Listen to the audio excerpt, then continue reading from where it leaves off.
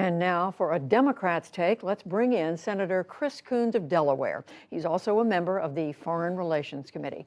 Senator Coons, welcome back to the NewsHour. Let me ask you first about Ukraine. We just heard Senator Thune saying that after getting off to a rocky start, not being reactive in the beginning, that he thinks President Biden is handling the Ukraine crisis well. How much does it matter that you have what appears to be, right now, a largely bipartisan support for the U.S. approach?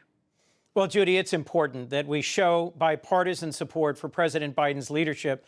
And I'm glad to hear that Senator Thune recognizes that President Biden has brought the West together to impose crushing sanctions on Vladimir Putin and Putin's Russia, and that those sanctions will make this unjustified, brutal invasion of Ukraine cost Russia and the Russian people. I do think he should give credit where credit's due to President Biden for all the hard work he did over the last year, improving our alliances, strengthening our partnerships, because frankly, his predecessor spent a lot of his 4 years dividing the United States from NATO, from the EU, from some of our longest and closest alliances.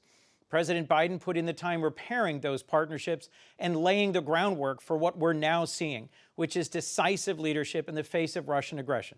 How confident are you, Senator Coons, that the two parties are now united in whatever else needs to be done urgently to support the Ukrainian people?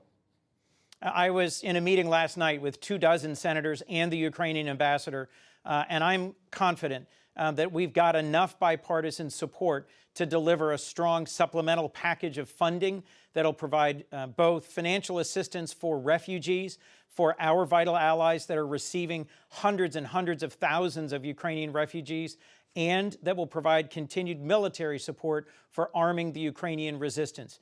Judy, the whole world has been fixed to their TVs and their social media devices, watching President Zelensky and thousands of brave Ukrainians standing up to and fighting to a standstill the massive Russian invasion of Ukraine. I think the developments of the coming weeks will be very tough, at times even grim, but it's important that Ukraine and Ukrainians know that the United States and all of the Western allies who care about democracy and freedom have their back and will continue to provide them with support. And having bipartisan support here in the Congress for that is a critical piece of the United States showing up in this critical moment. Moving on to the State of the Union address tonight, Senator, you know the president very well. We just heard Senator Thune. We're hearing it from other Republicans. This is a president who's had a rough first year. Even Democrats acknowledge it's been a rough year. Senator Thune was ticking off inflation, the price of energy, the problems at the border. Just how rough a year has it been? How large are the challenges facing this president going into year two? We have significant challenges facing our country, but President Biden also has a real record of substantial accomplishment. His predecessor talked about infrastructure. President Biden and a bipartisan group of us here in the Senate got it done. He signed into law the biggest infrastructure investment package in modern American history. We've delivered more vaccinations than I think anyone thought might be possible. 4/5 of all Americans over the age of 5 have been vaccinated. We've got an unemployment rate that's below 4%. Last year, we saw a near record amount of growth and new jobs created for the first year of any modern presidency. But President Biden will acknowledge there are real challenges facing working families, facing families all across our country in terms of inflation, concerns about the future, and frankly, just exhaustion with this ongoing pandemic.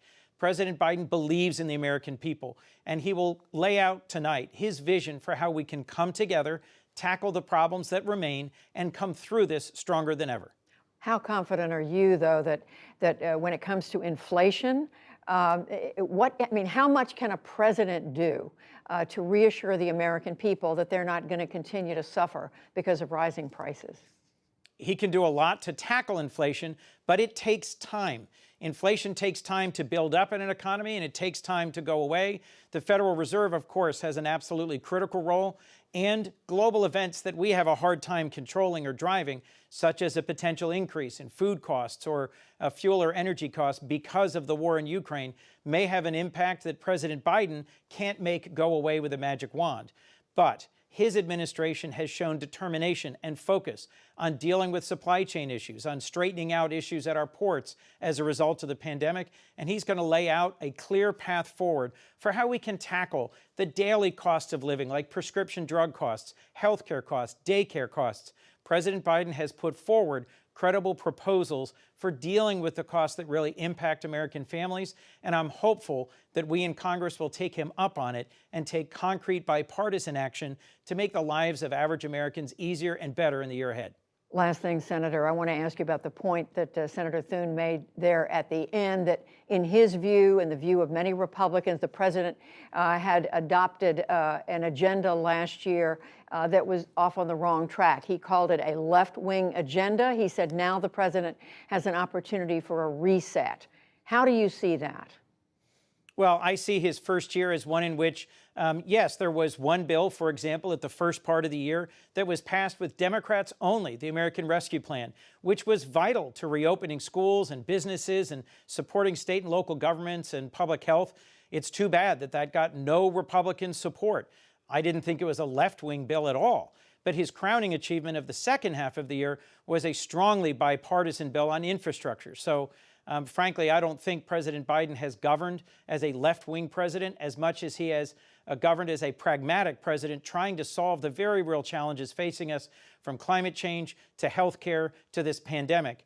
I do think that he will lay out a unity agenda near the end of his State of the Union address tonight. I'll remind you, President Biden believes in the American people. He's optimistic, and he still believes that if we come together, there's no problem that we can't solve together. Senator Chris Coons of Delaware. Senator, thank you so much for joining us. Thank you, Judy.